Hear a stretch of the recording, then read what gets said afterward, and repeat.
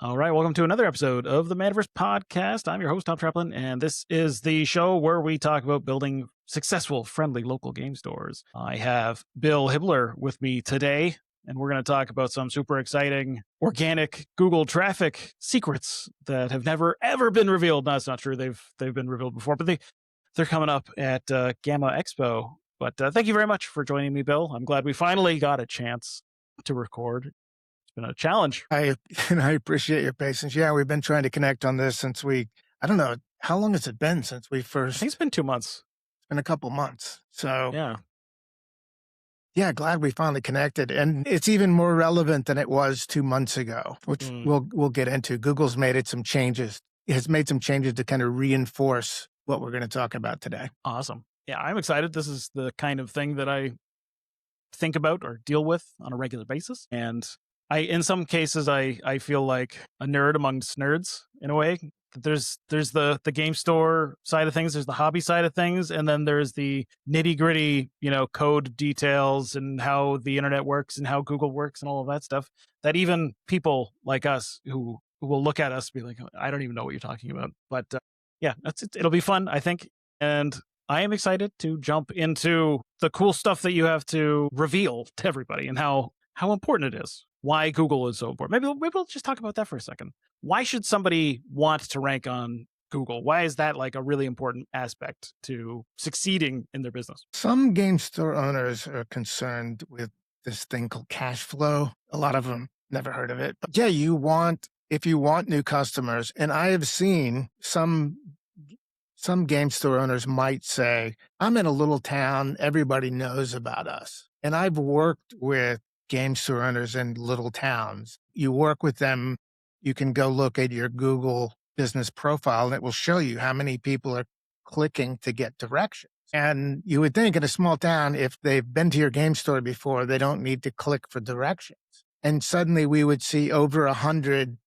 clicks for directions every month. Where exactly are those people coming from? I don't know. But suddenly, unlike, hey, we're getting these likes on Facebook or Instagram, nobody's sitting, waiting in traffic or standing in line at the bank and just randomly searching for things and clicking to get directions. These are people with buyer intent. And who doesn't need new customers? If you're not ranking in the Google Map Pack, and if you don't know much about Google Business Profile, or it used to be Google My Business, you might sit in the store. Oh yeah, we're number one. It's like, well, you're number one in your store, which kind of makes sense, but you may not realize if you go 5 blocks west, maybe a different story. 5 blocks east, same thing. So we have software that tracks all of that, but there's there's ways to move up in those map packs. And what we're going to talk about today has a huge impact on it. Yeah, no, that sounds great.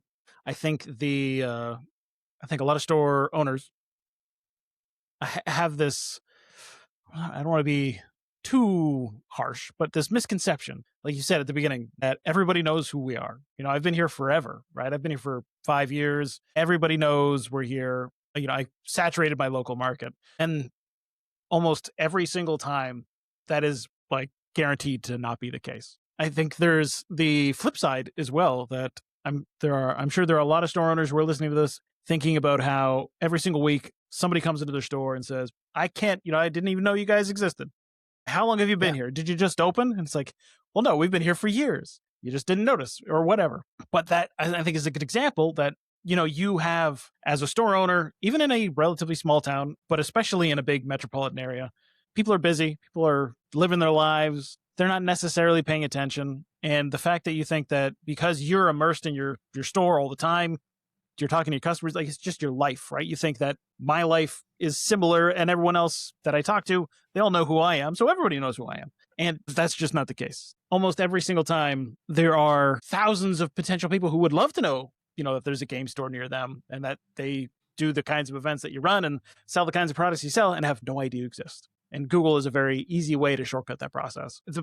Small steps can have really big results. And I think that's kind of what we're going to explore. So yeah, if you want to kind of jump into your presentation, we'll kind of go from there and then sort things out as we go. All right, let's look at a few websites. And as you look at these, try to see if you can see what they have in common. And these aren't cherry picked. I'm not singling anybody out, um, but they're not good or they're not bad, but they're missing something. And see if you can spot it. And what they're missing also is the name of the store. I didn't want to single anybody out that way. So every time I do this presentation live, someone in the well, yeah, I see the common thing. There's no game store. You get the name blurred out. It's like, well, that's true, but that's not what I was going for. So let's take a look.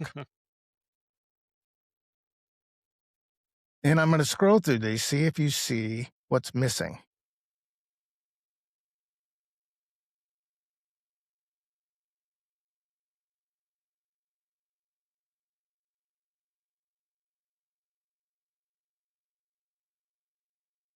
And if you are listening rather than watching, search game store and put in random cities and you'll get the same results. So did you spot it? None of these websites do feature in any way what the experience of shopping in your store is like. And I get it. If you have a site like this, I get it. Maybe this is how you started before you had a brick and mortar store. Put up a website. That's still your site. Or if you've been around a bit, we had that pandemic thing and suddenly you had to put up a website just so your existing customers could find you. And that probably saved the store. But pandemic's over. You do have a store, but it's not anywhere on your website. I've seen a couple sites like this that might have a picture of the front of the store. That doesn't really tell me a whole lot. Just a site from the street. I started in 2020 with the game store. I jump in. This is how, if you have one of these sites, this is what Google sees. It's like you're a vending machine. And if Google's going to send you to a vending machine, they're just going to pick the closest one. So proximity is an important factor in how you rank, but nobody is going to travel an extra mile to go to a different Coke machine.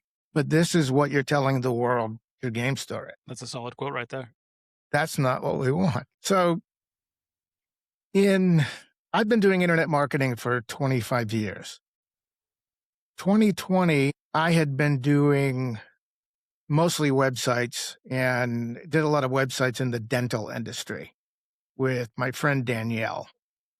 In 2020, I moved to San Antonio, Texas, and the pandemic hit. And it's like, okay, everybody is getting money and they've got time off. So they're all learning how to design websites. They're taking, website classes. And it's like, it's time I learn a new skill. And I started learning, it was Google My Business then, how to do that.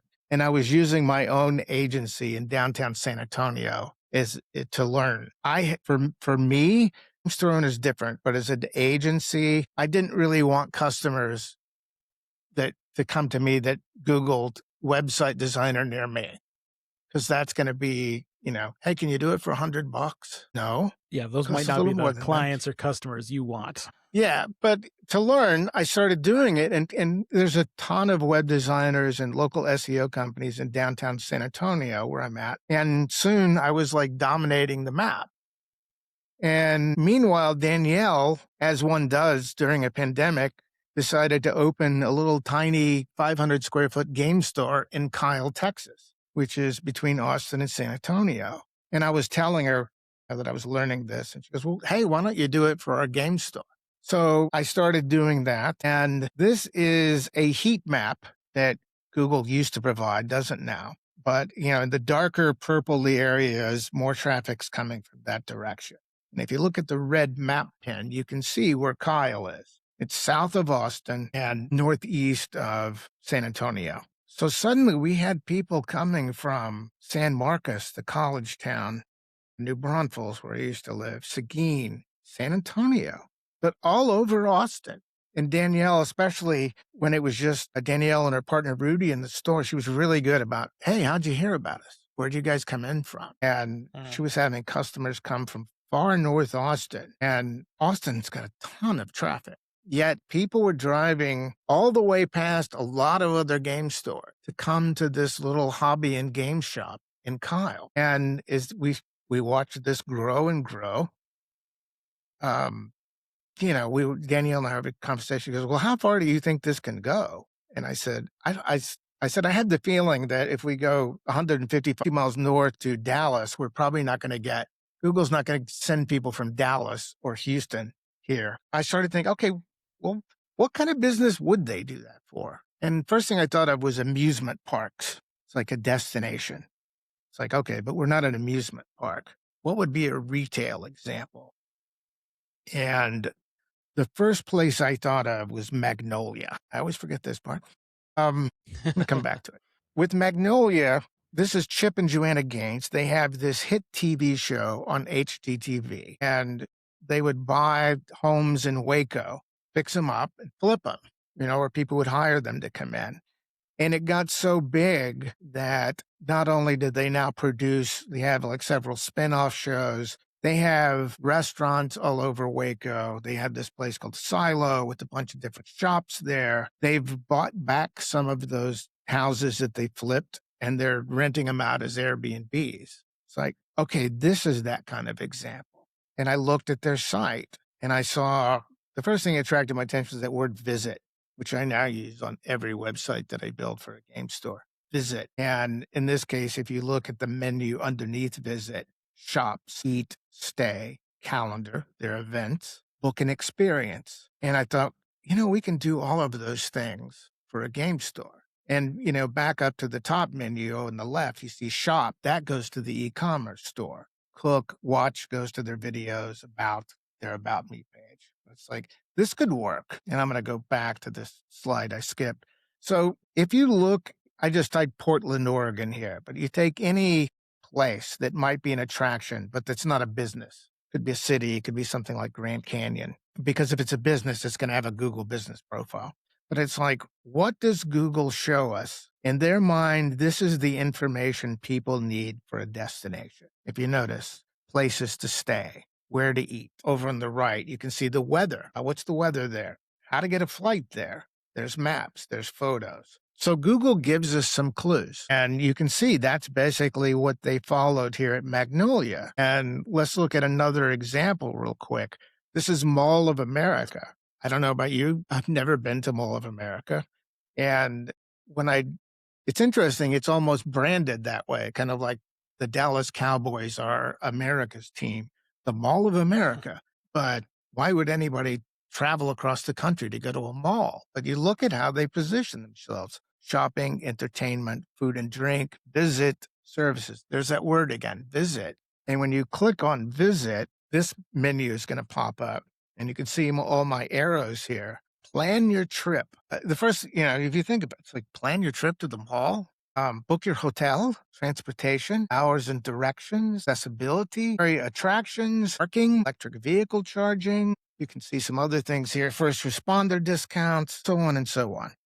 All of these things that I put the red arrows on, you could do for your game store. If you offer military discount, you offer first responder discount, put all that stuff there. This could all be content on your website. And this starts to position your store, not just as some store down the street to run in and get a board game, but a destination. And you might go, well, come on, we're just, we have Magic the Gathering and this, like people aren't going to look at it this way. But Google is, and some people will too. Even looking at this mall, it's like, I've never been there, but it's like, wow, this place must be something special. Google looks, and it's like all of the elements for a destination are there on the website. So this other shop, they're not doing, they just have one of those sites like we just looked at. So let's send them to this place because it looks like people are like, booking travel and booking hotel rooms to come to this game store. Let's look at one last one. This is Explore St. Louis. And just looking at the menu at the top, plan your trip, events, see and do, dine and drink, and stay. Same theme. And we're going to look at an example of what you can do for your store. And you might be wondering at this point, okay, are you telling me I just paid a fortune to have my website redone and now I got to build a new site? Yes. Sorry. You can hire either one of us to do it. No, seriously, you don't have to trash your whole website. You're just going to have to put a page or a couple of pages together like the ones we've looked at here. for your game store. And we're going to show you an example in a minute. Thomas, I don't know if you know about this, but I mentioned that something's come up since we first talked about this. If you look in your Google business profile, there's now something in there in the dashboard that basically says add an amenity map to your site. And you can customize it, and it will automatically add restaurants, hotels, etc. All of the things here. And you can limit, and you can also, if it's like, hey, that's my competitor. Or I don't like that restaurant. I don't want to mention them. We had a bad experience. You can eliminate those, and it creates a snippet of Java code that you put on your site. Nice. I've tested it. It's not ready for prime time yet. Hopefully they'll keep improving it, and I'll keep testing it on different sites. But the point is Google's reinforcing this. They're offering to do this. There's also things where you can put a map and things like that on. What I've been doing is location page, which can be, again, it can be a page that you add to your current site. That may be easy or hard depending on what format you're using. If you're on Shopify or whatever, there's a bunch of them. What I do when clients hire me to manage their Google business profile and optimize it, I just build them a site like this in WordPress, and we can take a look at that, Thomas, if you'd like, and Sure stop thing. me if you have any questions, because I I'll do ramble have for at an least one hour. thought before we jump into the example page, was that you mentioned the amenity map that Google is offering. If the code itself, pre-generated doesn't quite pop yet, right? At the very least, it's still giving you the content that you could use for this location page that we're going to go over, right? It'll show you all the places that you should be discussing or mentioning in terms of, other attractions or restaurants and all of that. So if you don't really know where to point people to go to get some food necessarily, you don't know which ones to recommend, Google's already kind of telling you which ones it wants you to recommend because it thinks they're pretty decent. So even if the code's not ready, it's still something that you could look at to go forward. So, which is really cool. I like that a lot. And Yeah, then you definitely can see the suggestions. Honestly, the first time I pasted that code into a website, it just was a blank space. Not particularly surprising, but Google will fix it. But yeah, that's a great idea. You can use that to do the homework. This is a entirely fictitious game store. I had to even go in and put some buttons and stuff there. Not a real game store. And yeah, there's our AI generated images. And I did this Gamma Expo for the past few years. Has been in Louisville, Kentucky. For those of you who don't know, Gamma is the Game Manufacturers Association. So they have their annual event. It's coming up at Expo. So in Louisville, that's where I did it. And one thing I want you to see, just as a side note, is we look at this site a little bit. Yeah, these are AI images, but take a hint from these images. When you create images for your website, most people know this, but some websites I see don't. It's like, don't show me the empty store. Yeah, I can get an idea of the size and scope, but I want to see happy people doing things in the store. And I know that, especially on Friday Night Magic, it can be hard to get pictures of happy people. You kind of have to make them like some sites. It's like, okay, we're really serious. We're having fun, really. We're just not smiling. Yep. Think Serious about fun. that. So if you look at the menu of this site, you can see, and we're just going to look at the homepage for right now, but we've got home, and this is the homepage. Events is your events calendar, and blog, I don't think there's even anything there on this example site. And then shop online. So if I'm building a standalone location page like this, I'm going to link shop online to that e-commerce store. And you're wondering, okay, well, which website do we give out? Keep giving the website out, that goes to the homepage of your e-commerce store. But you go into your Google business profile and click to edit your profile, and you can click to edit your website. And now instead of sending people to your homepage, you send them to a location page, either the location page that's on your, you may already have one on your site, but you're sending them to the homepage.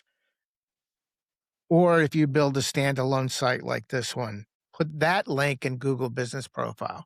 Now, for the people that don't know you and they're coming to Google Business Profile, they're not doing that because they're looking to buy something online, but they may click over on your website to learn more about what's going on at your store. And also, as you can see below this main image and headline, I have logos on a ribbon. And I did it this way because I didn't want to have this huge laundry list. It took up a lot of real estate, but this thing's scrolling. And so while they're looking at pictures and things, oh, look, yeah, they do have Warhammer there. Okay, cool. Um, without taking up a huge section to just list products. And I like having a little movement on the website. So now we go down below that and we're going to see different pictures of, again, our fictitious game store. But if you look at the theme, here we've got an employee or an owner smiling. We've got happy Magic players. We got, a few people up in the corner there in cosplay. We can see this is a friendly and welcoming store. And next, we're going to scroll down a little bit more, and we're going to see, in this case, an exterior shot of the store on the left. And in this case, I did one of the game space. And, again, these are AI generated, but you could do the same thing. Yep. Now, the shot on the left is the shot that I would also use in your Google Business Profile. And the point is, for this shot, I don't care if there's people in front or not. If I've never been to your store before, that image is going to help me find you when I'm going for directions, especially if you're in a place that's, some of us are in places that are hard to find. It's like, make it easier for them to find you. But I get a feel for, okay, here's the retail store. Here's the event space. Wow, this is a huge store. Looks like a place I want to visit. And then we scroll down below that, store hours. And here's where we get back to our kind of fantasy land destination thing. Like guest services sounds cheeky for a game store. Yes, it does. I don't care. When I think of guest services, I think of high-end attractions, or high-end hotel, parking. Especially if you're in a downtown location where parking is an issue, a lot of game stores are, you can give them some options. Or if you're in a strip center that often, like when you have Friday Night Magic, the parking lot tends to fill up because there's other stores there. Where else can people park? If there's alternatives, put that there. How to get there on the local, mass transit. Again, part of you might say, well, it's ridiculous. It's like we're doing it for Google. Yeah, you might help someone that yes, they do rely on the bus to get there. But again, for Google, it's like, oh, I'm not used to seeing this on a game store site. This place must be something special. Right below that, we've got the weather. This is if you build sites in WordPress, I'm sure probably for other formats as well, you can get these free weather widgets. Again, why are we putting the weather there? If they're in town, they know the weather. Because we see that whenever Google, remember that shot we looked at a minute ago for Portland, anytime we see a destination, Google shows the weather. What's the weather there? So we're following Google's lead. Next down is reviews. There are plugins you can use to show the latest reviews directly from Google. If you have and by the way, I should have said this earlier, some of you have more than one location. You just build one for, you do your visit and your main menu, and then you have all of your different stores, whether that's, 2 or 3 or more. You can also set it up so that it only shows the reviews from that particular location. And then we go further down and explore historic downtown Louisville. Again, we're copying Google's example.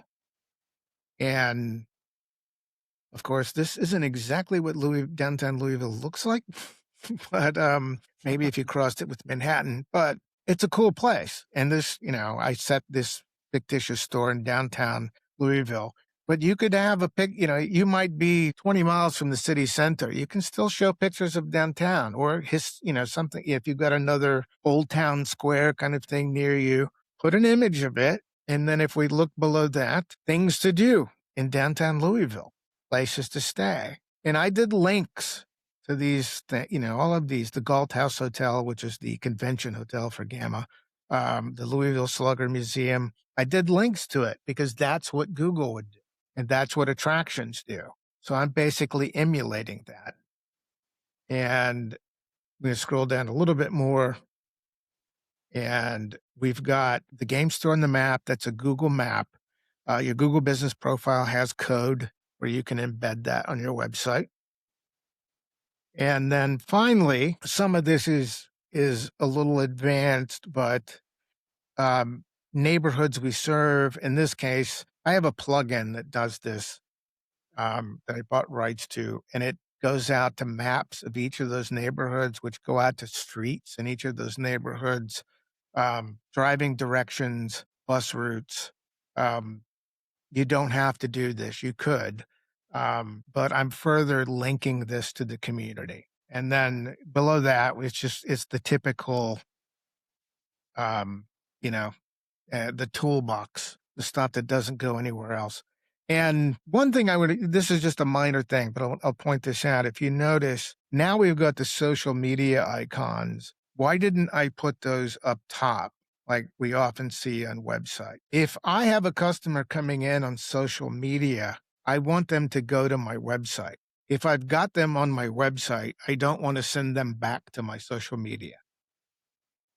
I Uh-huh. include the links there to get there, but primarily I've got you on the website. I don't want to send you back to Instagram because, people go back to Instagram. They could get distracted and start Yeah, they'll scrolling probably and end up forget. somewhere else. Yeah. So I want that stuff to be there, but I put it at the bottom. And I think that's a that's really, it for the really good website. point. That's the basic thing. This is at location.gamestoremarketing.com. And I'm sure Tom can put that link also in the show notes. But Yeah, for sure. you can show this to your designer and say, yeah, put something together like this. You don't have to do everything on here, but I think the more you do, the better. And again, people start to look at your game store in a different light, and Google definitely does. And I work with game stores all over the country, one per market. And I've seen Mhm. the improvements happen. It's like this stuff works. And again, I've been doing this kind of website for 3 or 4 years now. And Google has just recently introduced that amenity map, which to me just kind of like, if I didn't know before, yeah, this is what Google is looking for. This is what they want. I think I think it's an important point is that a lot of time Google is telling you what they want. Like maybe not directly or literally, but the things that they include and they showcase are indications of the things that they find important or valuable. And those are hints as to what you can incorporate into the way you do things. And I also wanted to kind of comment a little bit on the flow of things because you mentioned about the social media buttons being on the bottom. I think that's a really good point that speaks to the principle of what do you want people to do when they land on your website? What's the follow-up action, right? What's the next thing you want them to do? And the general flow of things is you want them to you want them to become a customer. That's really what you want them to do. At some point you want them to give you money. But how do you walk them through that path to transacting and becoming a guest or a client or a patron? And the flow of the way that you've set up this page, minus the not a real button, not a real store, demo buttons, and like that sort of thing, leads itself to that, right? The first part is just its introduction, and then it goes into what you sell. It showcases the experience, it showcases the kind of atmosphere that the store has. You can imagine yourself as a customer being in the store when you see all of the people and all of that. And it's not just products, which is something I also really like. And then, it keeps going. It keeps it paints a picture of what it would be like for you as the customer, as the prospect, as the person considering it, to go and visit, to go be there, and then play an event and buy some products and meet some people and connect with all of the fellow gamers and all of the stuff that a game store represents for people who are in the hobby. But the funnel, right, the way it progresses you down that journey, I think is a really good it's a good model to follow. I think a lot of cases when you were looking at the more e-commerce focused, the vending machine style stuff, those websites, none, it's very flat in a lot of ways, right? It's just Mhm. products. There's products everywhere. There's buy some stuff, right? There's not a lot of things for somebody to grapple with, other than, do I want one of these things? Do I want something out of this vending machine or not? And if there's nothing particular that's selling you other than pretend, perhaps the brand of the products that you carry, but there's not a lot there to get you hooked in. Whereas a little bit more of a structure, a little bit more of I think of the website as like a conversation with the person who's landing on it. That's how you warm the person up, and you persuade them in the best form of that kind of a conversation to enjoy the things that you have to offer. So I like that a lot. I wanted to ask about, I'm assuming you can still see my screen here, this particular section, because I had a thought about how you mentioned that this one is the exterior shot, this one is the interior shot. That matches the Google business profile setup, right? They want you to have an exterior shot, and then they want you to have interior stuff as well. How important is it for this information to be the same as your Google business profile, info, the data you put in? It can be, um, consistency is important, um, just in terms of Google Business Profile. This is becoming less relevant as Google gets smarter, but it's still relevant. A lot of you have your game store listed in different directories. Maybe your web designer did some stuff when they first built your site, but you have things like store locators, and if somebody's looking for Magic or Warhammer, you're listed. You want to make sure that your name and your address and your phone number is the same in all of those places.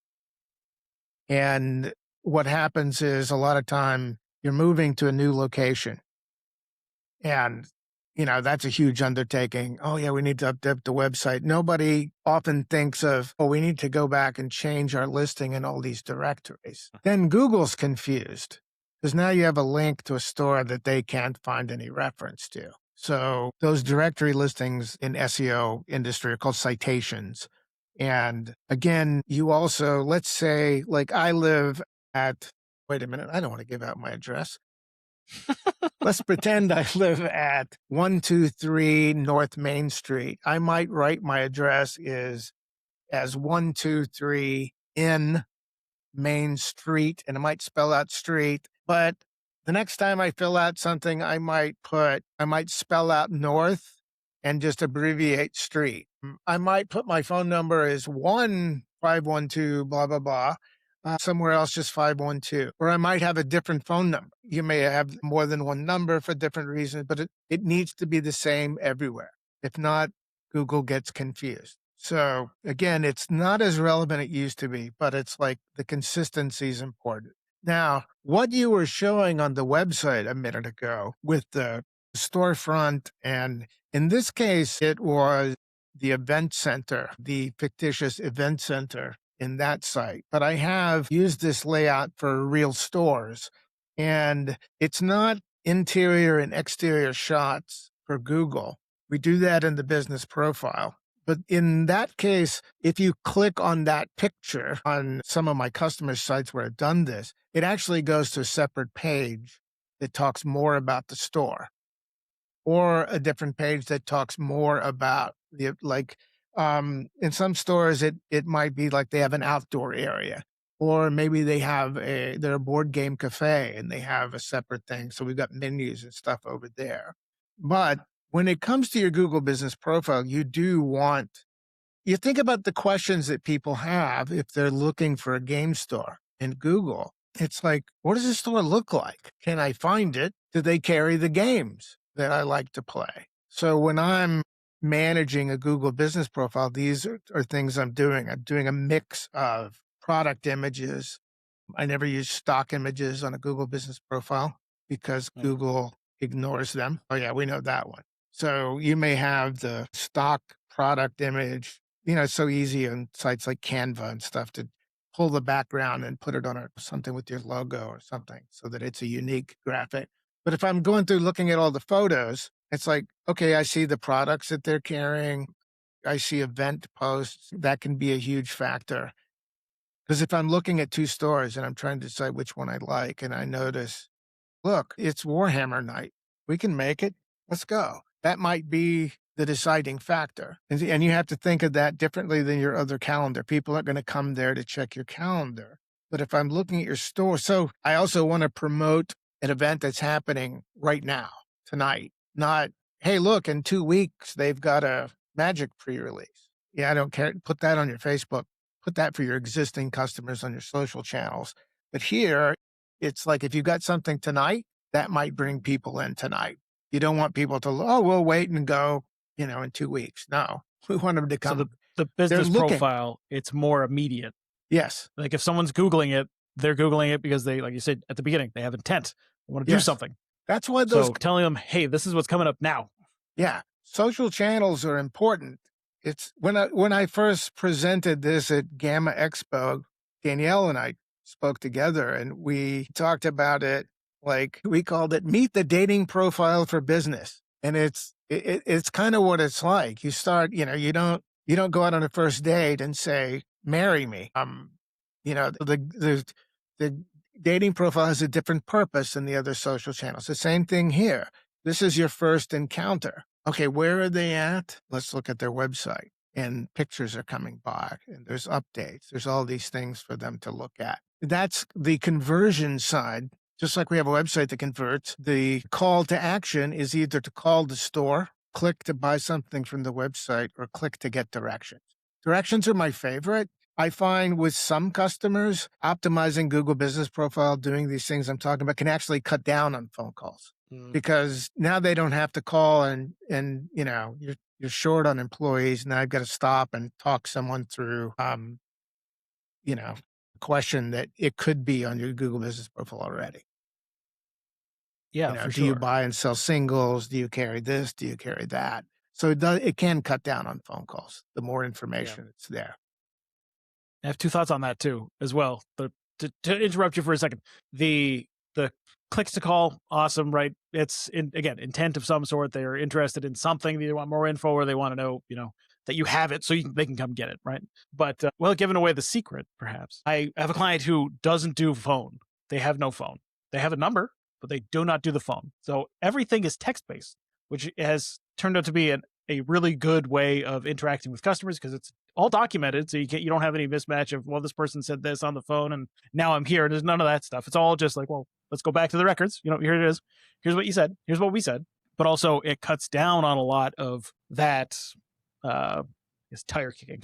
It's people who have no real, they're not really that committed to coming to go get the thing. They just want to maybe find out and they're shopping around. Maybe not necessarily the best use of your time. But another thing that you said was the questions, right? The questions that you get asked. And this is something that I think informs a lot of, or can inform the location page that we just went over, but also other aspects of your site. When you get questions and somebody calls you and you get the exact same variation of the same question on a repeat basis, that is perfect for your FAQ page. That's the kind of thing that you should include as part of your web content. Because again, it saves you a huge amount of time preemptively answering someone's question, but it also helps the person who's reading your website or thinking about coming to the store. They think that, oh, this person, they're answering, I'm getting in a sense of authority and they know what they're talking about because they're answering my questions. They're making me feel good. And I'm a little more confident in shopping with them. There's all these feel good emotions that come along with having that sort of thing satisfied. But that's a really good practice, is that if you are in the store and you're fielding phone calls, it's not you, if it's your team, writing down the questions that you get or recording the questions that you get, and then kind of putting them into a spreadsheet or some sort of a documentation to see which ones are we answering on repeat all the time. How can we save this time by answering it preemptively? That was just a thought. that I had while you were discussing the clicks to call. Everything else I 100% agree with. Keep going. I'm really glad that you brought that up. It's a great point and reminds me of something that I didn't talk about. There was a time when you could message a store. Now, the store had to set that up in Google Business, but you could send them a text instead of calling the store. And which I think most people these days that are in the demographic of a game store customer, they don't like to talk on the phone. Um, That is our and preferred then way. there's old people like me. It's like, I don't answer my phone. Don't bother me. But up until recently, they took that away. They've now added it back in, but Google's not provided the infrastructure. But if you're using WhatsApp or if you're, any number of programs, you can connect that. But also, um, this is really important. And that's why I'm really glad you brought this up about the FAQ page. Until recently, you could also you had a Q&A section where they could ask questions there. And what I would teach stores to do is, a lot of you just respond to questions that come in for customers. There's nothing in Google's terms of service that says you can't go post a question yourself and then answer it. And so then use that as an FAQ page. That's providing more info to Google too. Hey, do you guys do you carry paint and stuff like that? Yes, we do. But it was a matter of weeks ago, Google took away the Q&A section from the Google business profile. But what are they replacing it with? They're replacing it with AI snippets. And where does Google get the information for those AI snippet? Your website. So yeah, I need Reddit. to add that to this location page. Thank you for the reminder. So and it's a really good point. If you really start searching, like you know that Google highlights certain reviews if you're doing a search. And some people might assume, well, it's just picking random reviews sometimes, but I did a search just in doing research. Best place to play Warhammer in Orlando. And one particular store came up top. And one of the reviews actually two of the reviews mentioned Warhammer. And Google makes it even more obvious because the word Warhammer, the word in your search term will be bolded in that review. So it goes and looks for reviews. And it's like, hey, there's two customers we've had that have said this is a great place to play Warhammer. So it ranked this store first. What I thought was funny about this is they were the number one store. The number 3 store was a place called Games Workshop. So they were outranking the Warhammer store because they had reviews with that content there. Same thing with what we're talking about here. All of this is information that Google looks at. And Google is we're starting to see AI more and more. This has been going on a long time. I've been following Google for a long time, and a lot of website owners get upset about this. Like if you own Wikipedia, it used to be you just got the link to go to Wikipedia. Now Google pulls the relevant information from Wikipedia. And why? Because Google doesn't want you to leave Google. And so these knowledge panels, which is like what we were looking at with the city of Portland, or a Google business profile comes up, keeps you in their ecosystem. So it's like, we can't beat them, but you'll find in terms of game stores, and you know this, I'm not speaking, more to the audience. It's like most game store owners are not paying money for SEO. Traditional search engine campaign costs a lot of money and also can take 6 to 9 months to start seeing results. Yeah. Few game store owners want to take that kind of risk. Some do. But you can get a lot faster results and do it yourself or, come talk to me. I can do it, but we can start to see results right away. But you go in and make a change like this to your website and put in that FAQ page. You can use, when we were looking at the site, that little bit at the end with driving directions and stuff like that is in what's called an accordion. So people don't have to scroll through the expandable whole thing. ones. They can click, see the question that they want the answer to. They click and it expands. And Google's can still read all of that. So that information ends up in AI.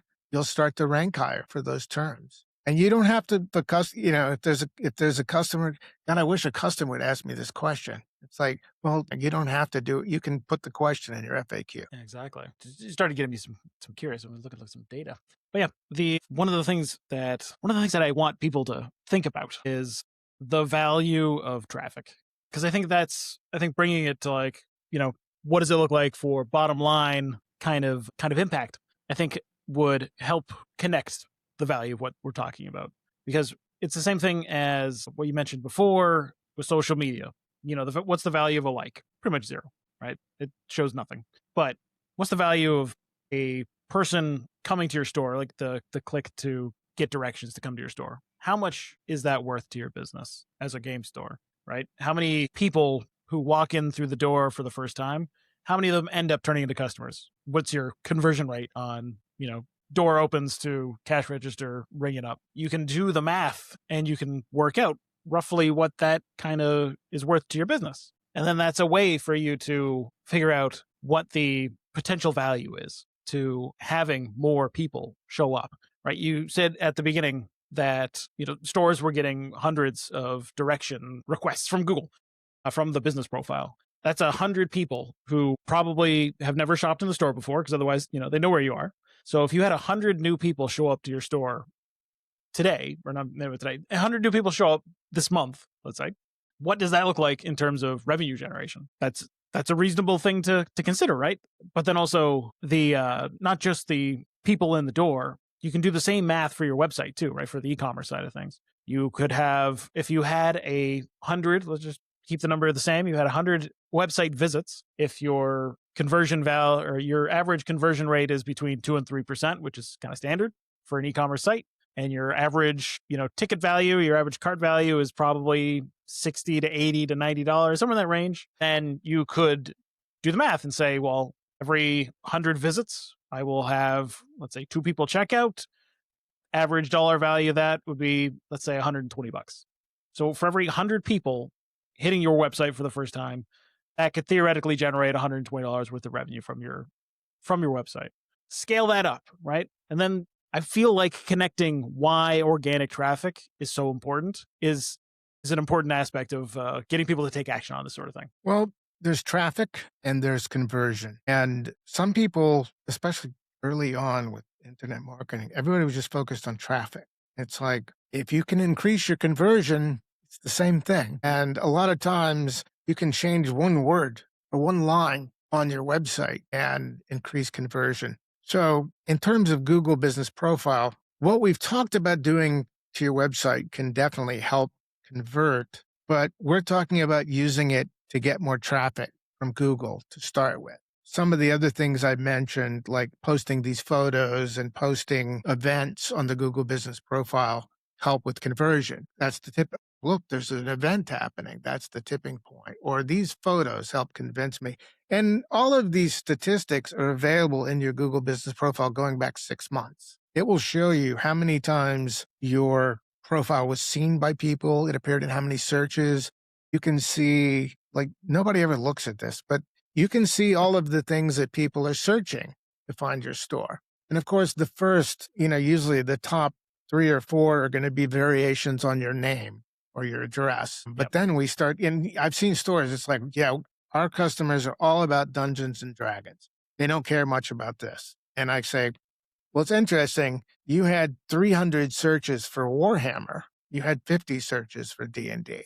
And I'm just throwing an example out there. But it's like, sometimes it's like, oh, that'll surprise you. I have seen, in looking at those numbers, like, you go into your Google dashboard, you'll see like the top 5, but you can click see more and you'll see like 100. And you might see a game that's kind of faded. Maybe it's 2 or 3 years old, and I'm not talking about Catan. And it's like, well, out of nowhere, suddenly 300. I guarantee you your competitors are not looking at that number.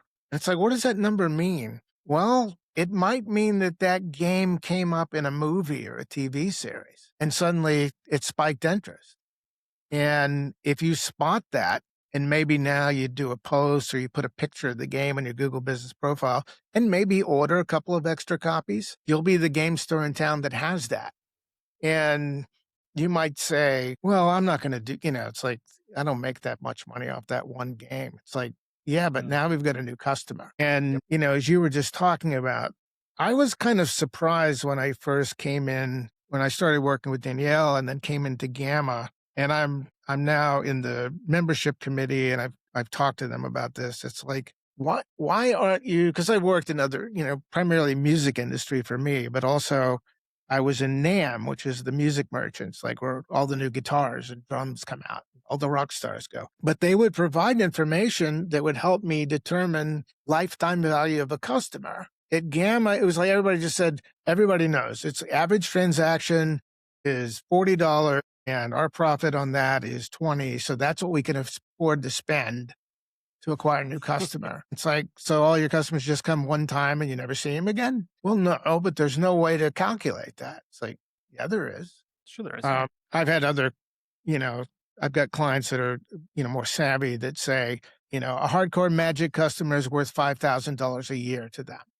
And they stay on an average 3.5 years. So that's 15 grand. You can get it's like, if you don't know those numbers, you don't know how much you can spend, Uh-huh. advertising on Facebook or hiring someone like us to come in and help with things. You have to know those numbers and it's to your advantage. Because, yeah, some people may just come in, they're buying a gift for someone, they don't know anything about games, but, their nephew wanted something called Warhammer. I don't even know what that is. But some of those people come in and start looking around. It's like they played games when they were kids and maybe they grabbed something for themselves and they keep coming back or they bring the grandkids in. It's like that's why all of this stuff is important. And knowing those numbers is important. And, the example I gave you, a little over 100 direction requests per month, that was in Davenport, Iowa, population 101,000. So that's in that little town. I have a client that gets somewhere between 3 and 4,000 direction requests every month. To me, that's why it's a no-brainer to do this. Mhm. It's, if you have the time, you can do stuff yourself. And if you see the value and you don't have the time, give me a call. It's, it's like Facebook marketing, Instagram, TikTok. Everybody's doing little videos, and it's like it helps kind of portray the personality of the employees at the store. The employees have fun doing it. I always have fun laughing when I see them holding their lavalier mic like it's a little miniature talk. This is a pet peeve of mine as a sound guy. It's kind of like those gangster movies where they turn the pistol sideways. That's what the lavalier mic. But anyway, I digress. All of those things are important in developing the relationship with your existing customers. But Google Business Profile is where that introduction is made. And you can put video on your Google Business Profile. It's cool to try it, but you can only do about 30 seconds. So, maybe a little quick video tour of the store, or something's there. But images and posts help. But doing this to your website is going to portray. And the other thing that I've seen is like, I told you, I get some resistance at first. Well, when people embrace this or well, go ahead. You're going to build a website for us anyway.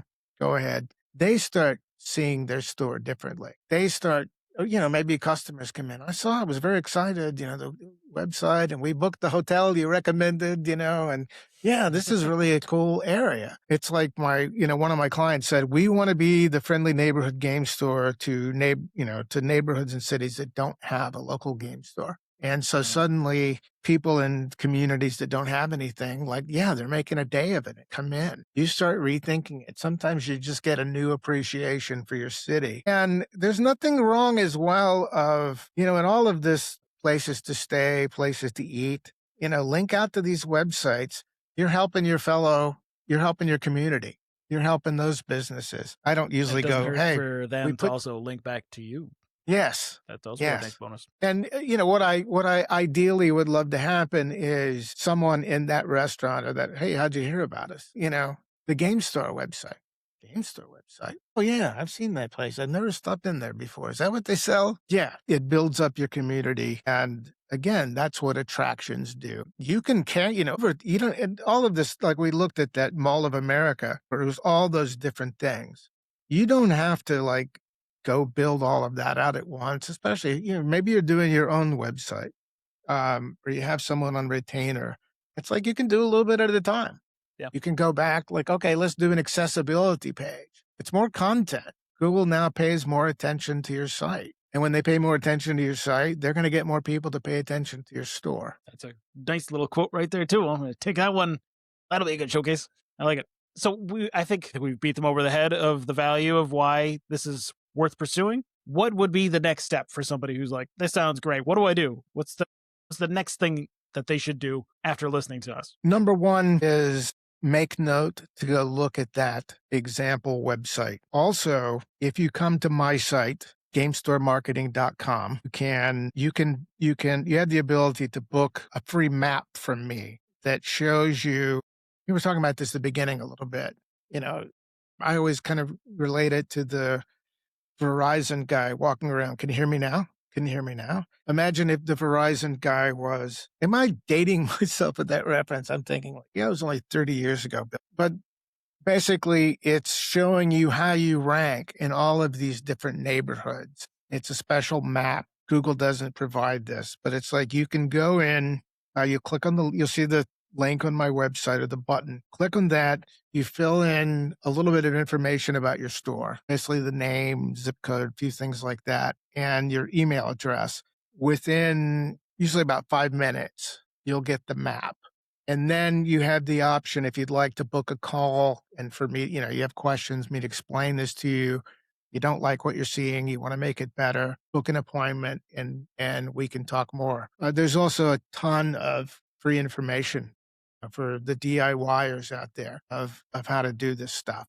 But really, if you're going to start doing this, um, anytime you spend money on advertising or anything, you want to be able to know what your baseline is when you start it so that you know if this is working. And you'll see some of it in your Google Business Profile. It's like, again, going back 6 months of data you can look at. But I also see, like, if I look at direction requests, it will tell me that compared to the same month a year ago, you're up 39%.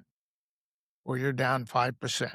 Google provides that information for you. So you know if this stuff is working. It's like, yeah, we went in and did this with the website. Traffic is already up 29%. I think we need to add some more stuff.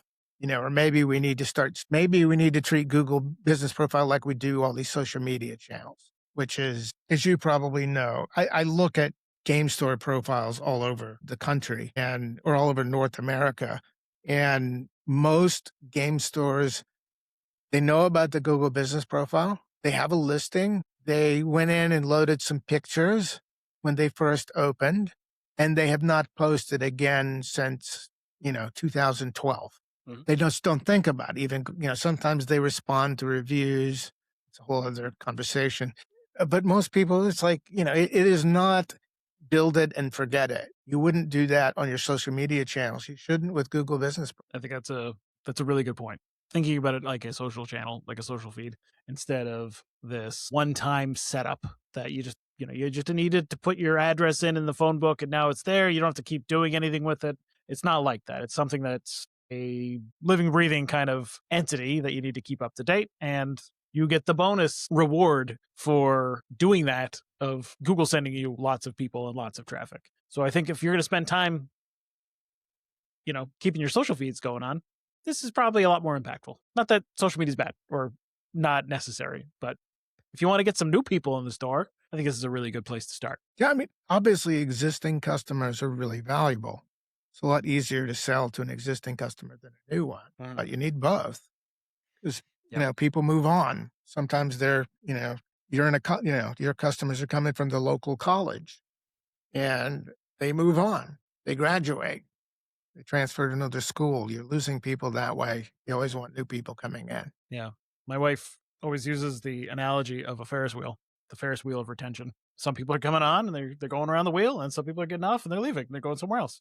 And you always need that steady stream of new people getting on, or else you'll eventually have nobody on your Ferris wheel. So the idea of just focusing on your existing customers, like you said, it is easier to sell to them than it is to sell to a new customer. But a functional, growing, happy, successful business needs both. I think this is to me, the organic SEO side, the Google business profile side, and like paid advertising to cold audiences. That's kind of like, that's the new customer side of the business that you need to go out and bring people to you instead of just focusing on the party you've got going on at your store right now. Yeah, it's kind of like doing paid advertising is kind of like just walking down the street with a sign that, people may or may not see, putting up a billboard. What game store? Do I want that customer where I'm interrupting them in the middle of scrolling stuff? It can work, but if I said, well, what if instead you could talk to people that are actively looking for a game store right now? Which do you think are more likely to come in? That's the people looking you up on Google. Yeah, the ones showing the intent. Yeah. They're already interested. They're already saying, it's kind of like I've had people say that they don't want to interrupt customers when they walk in the door for the first time, right? You don't want to be too up in their face, right? You want to let them just kind of do their thing, because that's rude, right? To go up and stop somebody from what they're doing and say, hey, I want to talk to you. Can I talk to you? I want to sell you something. Or if that's how they approach the thing. But you need to be able to, they've already walked in the door, right? They've already said, I'm interested in some capacity in what you have to offer. If they've reached out, you should respond and say, I would love to talk to you about all the cool things that we do. What are you most interested in? Like, take the outreach as an invitation to continue the conversation, and don't feel like you're bugging them or interrupting them in the same way that you would be if you're putting the billboard up and trying to get in someone's face and be like, hey, check out my store, check out my store. If you look at enough game store reviews, and you can imagine, I see a lot. I've never seen for a game store, I walked in and immediately they were pushy in my face trying to sell me stuff. Now, car dealership, we all know how we feel when we walk into car dealership, but it's like game store, that doesn't happen. Yet I have seen review after review of people that are offended because the person behind the counter didn't greet them or say anything. And sometimes this is reality, sometimes it's perception. But some people, let's say you're tied up with something, but it looks like you're sitting there doing nothing on your phone. But it might be an emergency at home or an employee doing something. And now you're off the phone and the next customer walks in and suddenly, hey, how you doing? And it's like, oh, I guess if you look like this person, then, it's okay. People like me aren't welcome here. And that's not necessarily true, but from their perspective. And now they're writing a review that says this. Yet I've never once heard, oh my God, all they care about is selling me something. Aggressive salespeople don't usually work in game stores. I'm sure there's an exception, but it's like aggressive. I'm sure they're they use that selling thing cars somewhere. and houses or something else. Yeah. But I think the lesson is everybody could be a little bit more assertive, maybe not aggressive, but assertive. Go out there and talk to those people. They want to talk to you. At least they're already kind of interested, share the love. But yeah, no, I feel like we've covered a ton of info right now. And to just reiterate, if you are interested in doing some sort of, location, you want to build some of these strategies that we went over during the episode, check out the example. The link will be in the show notes. I believe it was location.gamestore.com or gamestoremarketing.com. Sorry. And then if you want to talk to Bill, head to gamestoremarketing.com and fill out the form to get that map. I think that sounds like a really interesting little bit of data. I'm sure that would be a great way to start the conversation on getting all of this stuff done for your shop. I'm sure extremely valuable to virtually every single game store owner who's listening to this right now. If you are on the fence, I don't know what else to tell you at this point. But yeah, I don't know. Do you have any closing thoughts? Anything you want to say before we kind of like wrap it all up and send everybody on their way? If you're a member of Gamma, if you don't know what I'm talking about, go to gamma.org and find out more information. They have an annual trade show, which this year it's coming up, I think, first week of March in Louisville, Kentucky. Next year it'll be in Baltimore. But if you're a member and you're going to Expo, I'm going to be talking about this topic at Expo. So come say hi. I'm also going to be doing a presentation on how to get more reviews and how to deal with reviews, which is something obviously we could Hmm. talk for another hour on right I'm now. sure we But could. come say hi, and I hope to see you at Expo. And again, if you're not a member of Gamma, check it out. There's some definite benefits to joining. I second that motion. I will be also at Gamma. I'm excited to meet everybody in person for the first time. Oh, you're coming to Expo? Awesome. Yeah, I'll actually be sharing a booth with Micah from Sword Swift, so that'll be a fun experience. So I'm looking forward to this. This will be the first time I have been to the States in a very long while. We changed it a little, not necessarily for the best, but that's that's another podcast. Yeah. Gamma Expo is getting bigger and bigger. I haven't been that involved that long, but just from Reno to Louisville, it's like there's so many people coming and there's so much to see. I mean, you just walk Yep. into this exhibit, it's like, wow, everything is here. I think Just trying that's to a get through it reflection all is, of the growth of the industry in general. yeah. It's been a pretty good last 5-ish years, I would say, you know, pandemic excluded. It's been decent for the hobby industry, and things are generally looking pretty bright, at least in that regard. So I am excited. And if, like you said, if you're not part of Gamma, if you haven't been to the expo, definitely check it out. Highly recommended. I think almost everybody I've talked to who has been there says that every game store owner should go there at least once. That's kind of like the required rite of passage. So if you're going this year, it's in March, not next year. Maybe we'll see you there. But yeah, thank you very much for talking with me for over an hour and just kind of going over all this fun stuff. I hope everybody had a good time and got some pretty interesting information out of the whole thing. And yeah, if you want to get this stuff done for your store, reach out. But we'll talk to everybody again in another episode Hey, of the podcast. thanks for having me on. I've been listening to the podcast for a long time, so it's different to be sitting on this end of it. Yeah, no, I always love the conversations. I'm glad that we can make it work today. But I guess we'll talk to everybody again soon. Thanks, Bye. everyone.